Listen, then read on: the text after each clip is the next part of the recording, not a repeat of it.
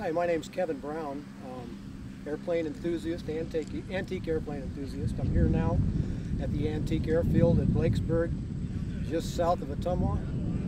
Flew in yesterday from Frazier Lake Airport, just south of Hollister, or excuse me, north of Hollister. About a 2,300-mile trip, many stops. I have about 2.5 hours fuel on board, so there were a lot of stops. I'm waiting for weather, a minor mechanical issue. Outside of that mechanical issue, I had a wonderful trip. Fell in love with the Interstate.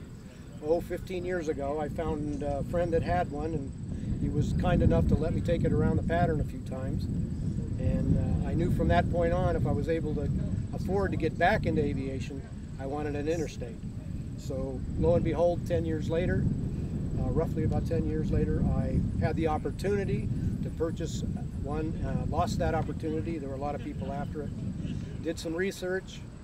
I met a gentleman 30 years previous at a fly-in that said he had an Interstate with World War II history.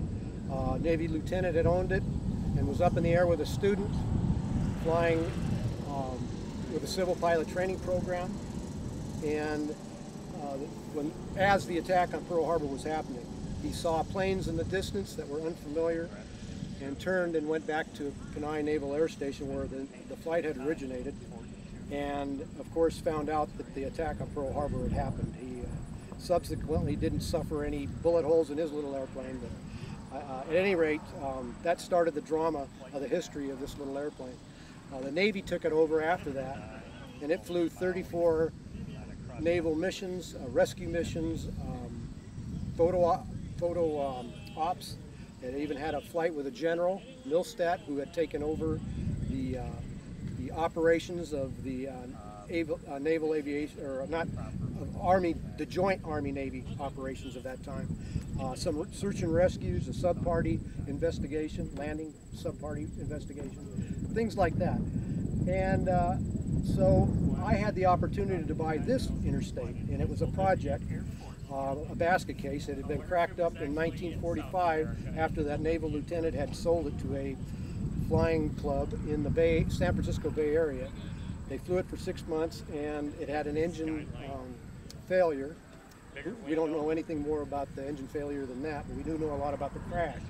It had quite an elaborate description in the logbook. But since that time, it went from owner to owner, to garage, and several stages of minor repair. By the time I got it, I had to finish the major repairs. The wings had been done already and covered, but the rest of the airplane had to be assembled, covered. And I worked on that consistently for a year and was able to finish it almost to the day, a year in April of 2012. It flew for the first time in April of 2012. And it's been a pleasure to fly. It's a wonderful little airplane. Interstates are incredible, and I'm here with my Interstate brethren having the time of my life. It's equipped with a Continental A65. I, with my help with my inspector, airframe inspector, rebuilt the engine. It's got a Marvel Chevrolet carburetor on it. It's a great performer. It does real well. It has a wooden propeller. For what it is, for the low horsepower, it's more than adequate. It does a good job.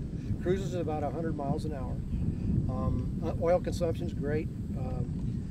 It's just a good sound little engine. Anyway, the whole airplane's been nothing but a great experience. I have about I'm estimating, because of this trip I haven't totaled my total hours up on the airplane, but I'm approaching 300 hours in less than 2 years. It's about a year and a half, so it's quite the.